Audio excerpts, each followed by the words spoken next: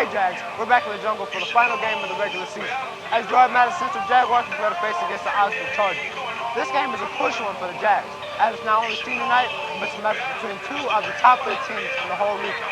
Oxford is currently in the jungle, looking to snap the Jaguars' 5-game win streak, but the Jags are playing with a purpose. Oxford received the ball to start out the game, and came out swinging with a big run that took themselves all the way down to the Madison Central 17-yard line. But the Jaguar defense once again displayed their dominance, and forced a fumble that C.J. Barney recovered at the Jaguar 20-yard line. The Jaguar offense then pushed themselves into Oxford territory, before they too fumbled the ball, which Oxford recovered. Oxford continued the pattern, as they fumbled the ball again, leaving Braxton Merritt for the recovery on the Jaguar 35, and setting up the Jaguars' first scoring drive behind a dominant rushing attack.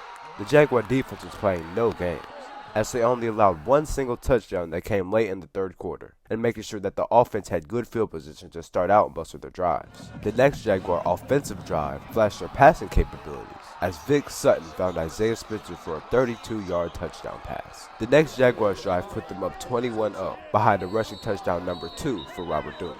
The Jaguars would get the ball one more time before the first half ended, as Vic Sutton found the end zone using his leg for his 5th rushing touchdown on the year, despite the point after tip being blocked, leaving the Jaguars at 27-0. The Jags grabbed themselves even more momentum before the half could even end, behind a Braxton Merritt interception. As Madison Central entered the second half, flashbacks were experienced, as the Jags' only loss of the regular season came after a dreadful second half in Starkville. But Madison Central exploded out of the locker room after a huge return for B.J. Washington that brought the ball down to the Oxford 23 and setting up DeAndre Pullen to punch in his first touchdown of the night and putting the Jaguars up 34-0. The Jaguar defense came up big yet again as Chris Berry popped up to intercept the pass, paving the way for the 3rd touchdown for Robert Dumas and putting the Jaguars on top 41-0 only 2 minutes into the second half. The Chargers finally managed to get themselves some points and making the score 41-7.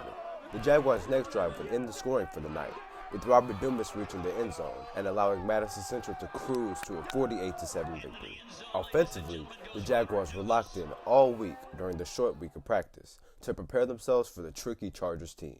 We know Oxford do a lot of crazy stuff, and so we just had to watch film, be locked in at practice, and execute.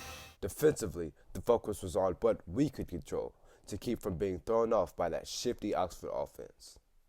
From the get-go, our coaches told us just focus on our reads, our pre-snaps reads, and not focus on all that other stuff that try to throw us off the ball, so we just focus on what we had to focus on. Coach Collums was happy to see his team win the turnover ratio and really dominate the game from start to finish. I think that's a direct reflection of what happened at Starkville. That's something our kids have stressed to themselves. We don't have to say a word because they know what happened in that game, and I don't think we've seen it since. And don't expect to see it. And this team knows what adversity looks like, and they know how to close out a game. And I think we closed one out tonight with some authority.